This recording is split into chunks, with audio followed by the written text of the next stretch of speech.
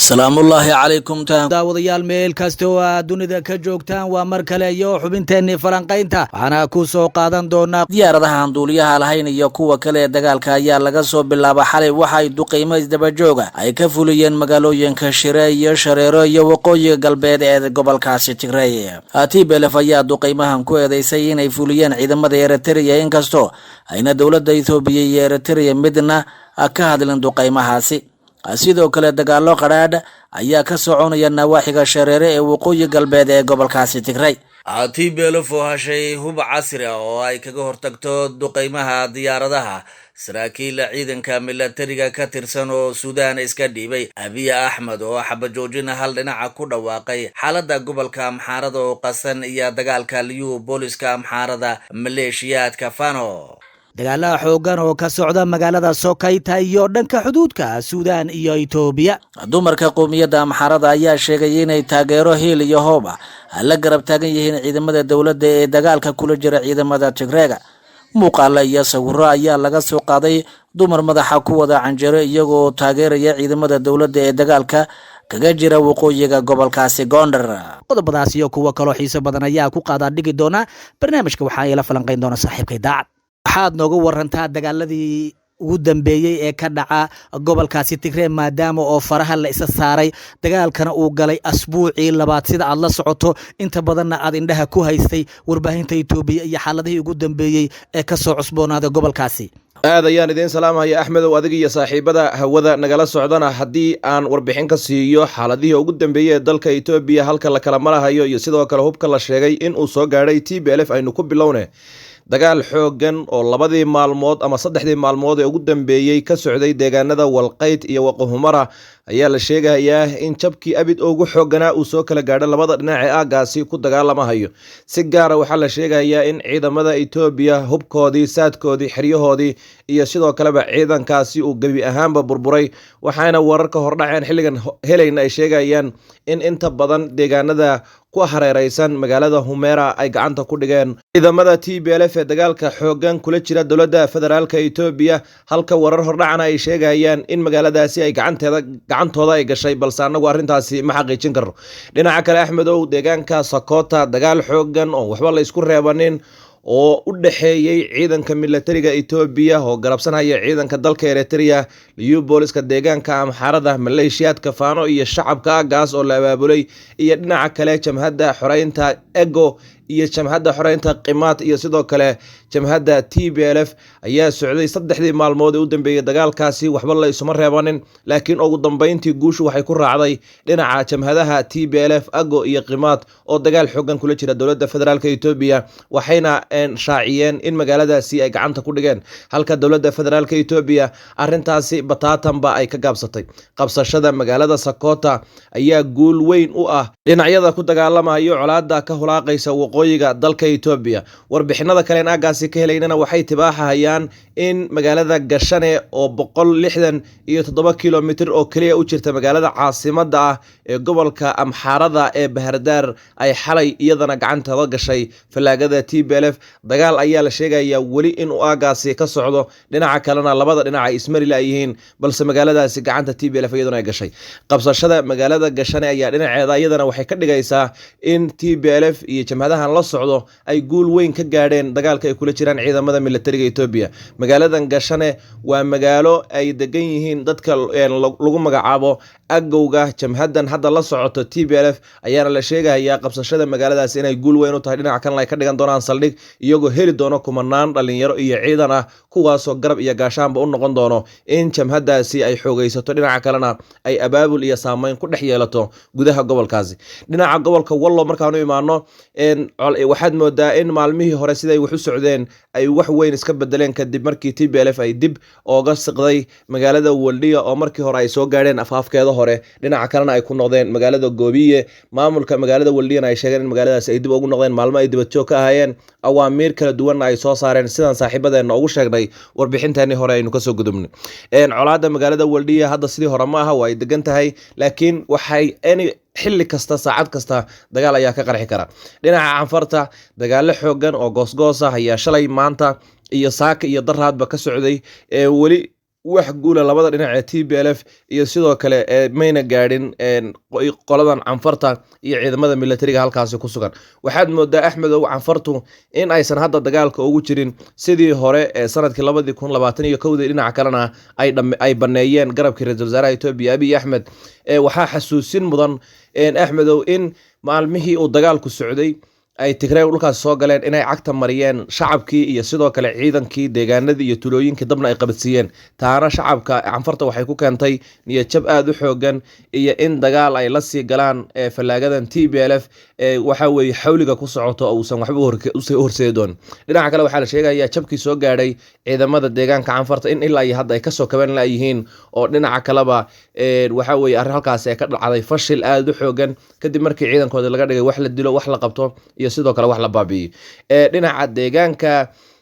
Tigreega iyo xuduudda dalka Eritrea Axmedow waxaa la sheegayaa in dagaalo iyaguna goosgoosa sidoo kale ay ka socdaan magaalooyinka Shire, Shareero iyo sidoo kale deegaanka Adibayo kuwaas oo u dhaxeeyo ciidamada militariga dalka Itoobiya oo garabsanaya ciidanka dalka Eritrea. meeshana waxaan ka maqnayn diyaaradaha aan duuliyaha lahayn ee ciidamadaas. waxaa la sheegayaa in khasaaraha halkaasi ka dhashay uu yahay mid xoogan, dhinaca kalena labada dhinacba ay ku leedeen dagaalkaasi iyadoo ay soo baxayeen eedeymo la xiriira in ciidamada Eritrea ay laayeen kumanaan ka tirsan militariga Itoobiya maalmihii u dambeeyay oo halkaasi dagaal kaga jiray.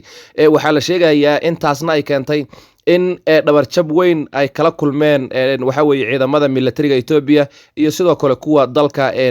Eritrea ayna halkaasi ku burbureen sidoo kalena ay ku halaagsameen. Axmedow arrintan waxaa dheer in ciidamadan oo filahayay in diyaaradaha aan duuliyaha lahayn ee droneska iyo sidoo kale diyaaradaha caadiga ah inay adeegsadaan in ay sabab u noqotay inay adeegsan waayaan kadib markii la sheegay in qoriga ama gantaalka loo yaqaano FIM-92 Stegner qoriga loo yaqaano markay heshay fallaagada TPLF dhinaca kalena diyaaradihii aagaasi gal ay ku burburisay. isku soo duuduubo waxaa soo baxaya sidoo kale in dowladda federaalka Itoobiya iyo dowladda Eritrea saaka iyo shalay inuu soo kala galay madmadow kadib markii la sheegay in saraakiil iyo ciidamo dhaawac ahaa oo ku sugnaa aagaasi ciidamada Eritreanka ay madaxa ka toogteen. Axmedow safiirkii hore ee Itoobiya u soo fadhiistay wadamada Ivory Coast, Mali, Sudan iyo sidoo kale Burkina Faso oo bartiisa Twitterka qoraal ku soo qoray ayaa sheegay in dhalinyaradii Itoobiyaanka ahayd iyo sidoo kale ciidankii dhinaca waxa weeye waqooyiga ku sugnaa xagga la rabay inay kasoo dhabarjabiyaan TPLF in Eritreanku ay madaxa ka toogteen, taana ay tahay in Eritreanku ay dagaal kale kula jiraan dowladda federaalka Itoobiya. dhinaca kale Axmedow duqeymo ay geysteen diyaaradaha aan duuliyaha lahayn iyo sidoo kale diyaaradaha helicopterka ah ee laga leeyahay dalka Eritrea iyo sidoo kale diyaaradaha Itoobiya ay horey uga soo gadatay dalka Turkiga iyo Imaaraadka Carabta ayaa la sheegayaa inay ka dhaceen deegaanada Shire, Shareero iyo deegaano kale oo ka tirsan gobolka Tigreega. duqeymahaasi oo markii hore si sheeg xatooyaha ama qarsoodi ah ku bilowday maadaama ay soo baxaysay in gantaaladan TPLF ay heshay ayaa la sheegayaa in aysan khasaare aad u sii badan geysanin. dhinaca TPLF waxay sheegeen in diyaaradahaasi ay ku guuldareysteen in ay qorshahoodii ka fuliyaan gudaha gobolka Tigreega, dhinaca kalena ay u suurowday in ay bataatanba burburiyaan diyaaradahaasi. Axmedow hubkan la sheegaya in ay TPLF heshay waxaa sida ay qorayso qoladan loo yaqaano International Crisis Group waxaa la sheegayaa in TPLF ay heshay intuusan dagaalka bilaabanin ka hor inay ka degeen 10 diyaaradood oo laga leeyahay dalka Mareykanka kuwaasoo kasoo kicitamay dalka Sudan iyo sidoo kale dalka Masar. diyaaradahan waxaa loo yaqaanaa Antonov waana diyaaradaha waaweyn ee shixnadaha kala duwan qaado sidoo kalena waxa weeye dagaalka iyo loogu talagalay in ciidamada militariga iyo qalabkooda lagu daabulo. diyaaradahan waxaa la sheegay in hub kala duwan ay wadeen laakiin waxaa si gaar ah loo carabaabay in gantaalka loo yaqaano FIM-92 Stegner missiles gantaalka loo yaqaano oo ah gantaal ciidamada lugta ay qaadan karaan, baabuurta yar lagu rakibi karo, sidoo kalena u fududeynayo in furimaha hore ee dagaalka si rasmi ah loo geeyo. awood u leh gantaalkani in uu burburiyo diyaaradaha droneska, diyaaradaha helicopterka iyo sidoo kale gantaalada waaweyn iyo baabuurta qafilan ee militariga. gantaalkan waxaa la sheegayaa in diyaaradda droneka uu cayrsanayo oo meel allaale markay hawada gasho uu ka daba tagayo ilaa uu qarxiyo mooyaane jiire kastoo gasho uu kaga daba tagayo. arrintanna waxaa la sheegay in uu fududeeyay TPLF inay ka hortagto duulimaadyadii soo galahayay hawadeeda, diyaaradihii helicopterta ahaa, diyaaradaha droneska iyo sidoo kale isku gooshka ciidamada militariga Ethiopia iyo kuwa Eritrea waxaana la sheegay inay sabab u yihiin gantaaladani in TPLF ay furimaha guulo waaweyn ka keento dhinaca kalena jabkii soo gaadhay 2021 ay kaga badbaado gantaaladan ay heshay TPLF ayaana la sheegayaa in ay noqon doonaan kuwa xaqiijiyo guusha kama dambaysta ee Tigray ay ka gaaraan dagaalka ay kula jiraan ciidamada militariga Ethiopia Axmedow markaan ku soo noqono dhinaca dowlad deegaanka Amxaarada waxaa la sheegayaa in magaalada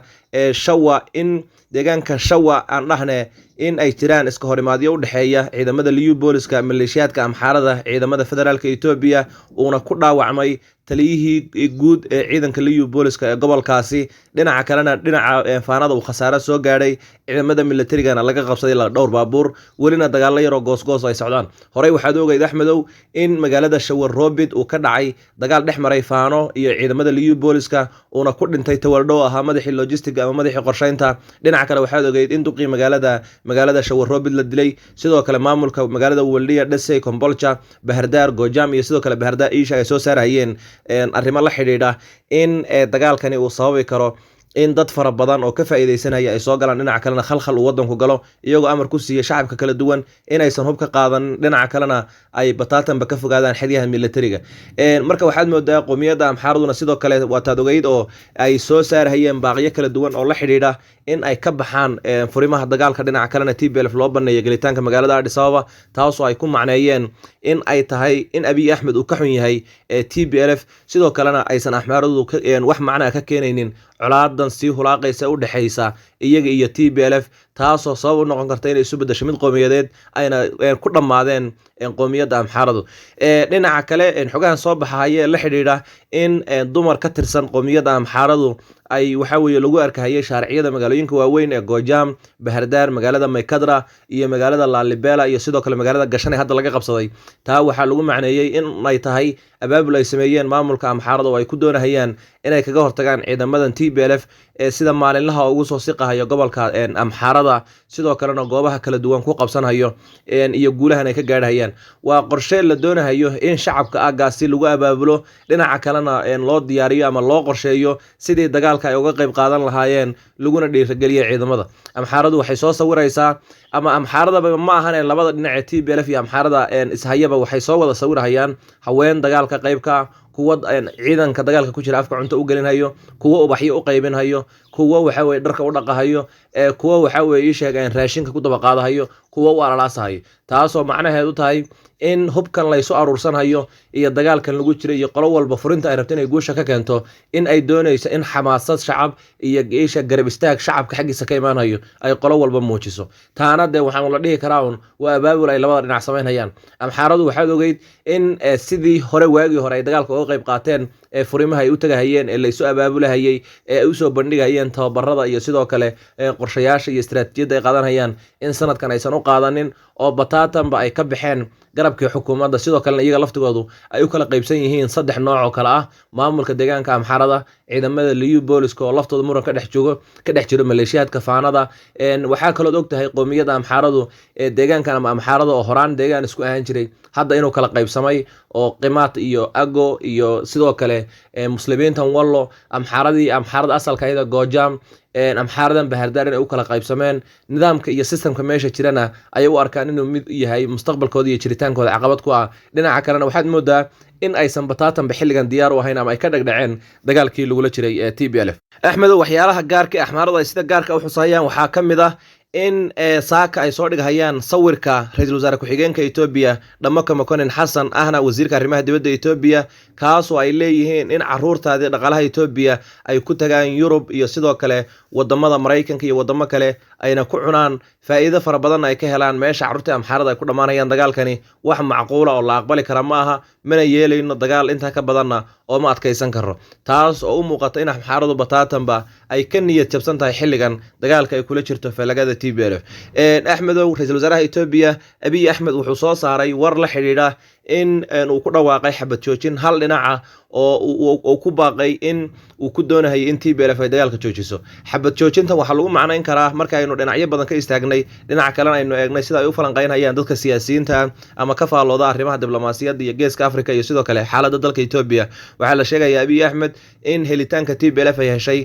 gantaalkan FIM-92 Stegner missiles iyo sidoo kale dagaalada iyo guulaha ay ka keeneen furimaha hore dagaalka ciidamadan la sheegay inay kasoo galeen dhinacan Suudaan sidoo kale ciidamadan isdhiibahayo qabsashada deegaanka Humera Sokoita Gashane iyo sidoo kale deegaanka Canfarta intiisa badan iyo guul darro lagala kulmay dagaalkii ka socday dhankan deegaanka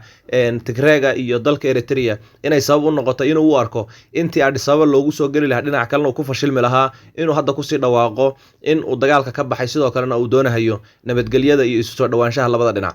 waxaa kaloo la sheegay in arrintan uu uga leeyahay in dowladda Mareykanka midowga Yurub iyo sidoo kale qaramada midoobay uu tusiyo in TPLF oo kaliya ay dagaalka ku jirto dhinaca dowladda federaalkana ay dagaalka ka baxday oo dagaalkani uusan ahayn wax macno weyn keenayo sidoo kalena aysan guul ka gaari karin dowladda federaalka Itoobiya taa macnaheeduna tahay in TPLF ay dowladahaasi ku cadaadiyaan sidii ay xabadda u joojin lahaayeen dhinaca kalena ay ugu soo dhawaan lahaayeen miiska wada hadalka balse tan waxaad moodaa xilligan inay tahay mid soo daahday dhinaca kalena aan shaqaynaynin TPLFna aysan aqbali doonin oo aysan marnaba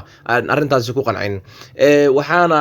TPLF arrintaasi ilaa hadda wax jawaab kama aysan bixinin way ka aamustay wayna ka gaabsatay waxaana lagu macnayn karaa ka gaabsigaasi in uu yahay in ay doonahayaan in ay dagaalka sii wadaan dhinaca kalena ay ku burburiyaan taliska Addis Ababa iyadoo maalmihii u dambeeyay ama shalayba ay soo bandhigeen in ka badan 6500 oo askari oo ka tirsan ciidamada militariga Itoobiya isu dhiibay saraakiil iyo sidoo kale in ay sheegeen inay soo bandhigi doonaan ciidamo kale oo wali lagu soo daabulahay magaalada Maqale waxaa kaloo xasuus mudan Axmedow ama xasuusin mudan in dalka Suudaan xalay uu shaaciyay in kumanaan ka tirsan ciidanka militariga Itoobiya oo maalmihii u dambeeyay waxa weeye dagaalka qayb ka ahaa saraakiil sarsare iyo ciidankoodii iyo hubka ay wateen iyo baabuurtoodii inay ka gudbeen xuduudda dalka Itoobiya ciidamada Suudaan ay isu dhiibeen halkaana magangeliyay ay weydiisteen oo ay isu dhiibeen dowladda federaalka ilaa ay hadda kama aysan hadlin arrintaasi wax warbixina kama aysan soo saarin marka laga soo tago sheegashada dalka Suudaan ay sheegeen in ciidamadaas soo galeenna Suudaan ma aysan soo bandhigin bataatanba sawirka ciidankaas iyo qaabka ay ku galeen deegaankaas iyo sidoo kale isdhibitaanka noocaas ay sameeyeen isku soo duuduubo xaaladda dalka Itoobiya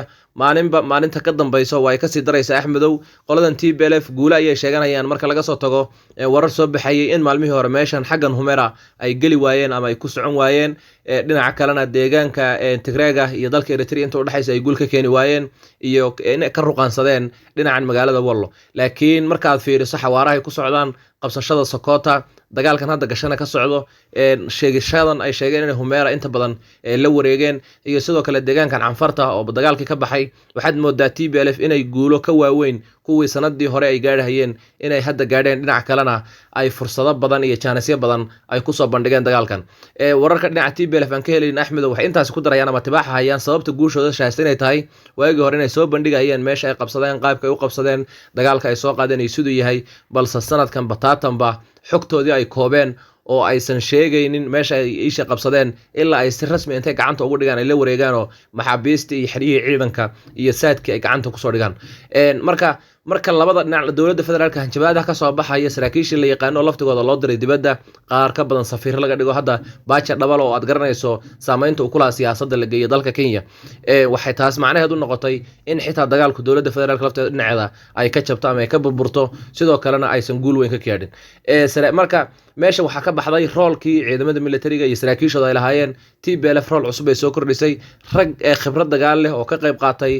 nabad sugid wadamo kale loo diray oo tababar kala duwan soo qaatayna gudaha wadanka ay soo galiyeen saad ogtahayna dagaalka hadda intuu bilowday saraakiisha TPLF la yaqaanay ma aysan soo muuqanin sida sargaalkii ugu caansanaa ee hogaamin jiray ciidamada TDF ee la oran jiray Saadikhan oo ahaa nin inta badan kaga cabaadiyay ciidamada militariga Itoobiya marka xaaladda guud ee Itoobiya intaas ayaa lagu soo koobi karaa Axmedow aad iyo aad baad u mahadsantahay Masar Daacad oo xubinteena falanqaynta maanta ayaa igala qayb qaadanayay intaan dib ugu kulmi doono mid kan mid lamada waxaan kaga tagaynaa sidaa iyo nabadgelyo.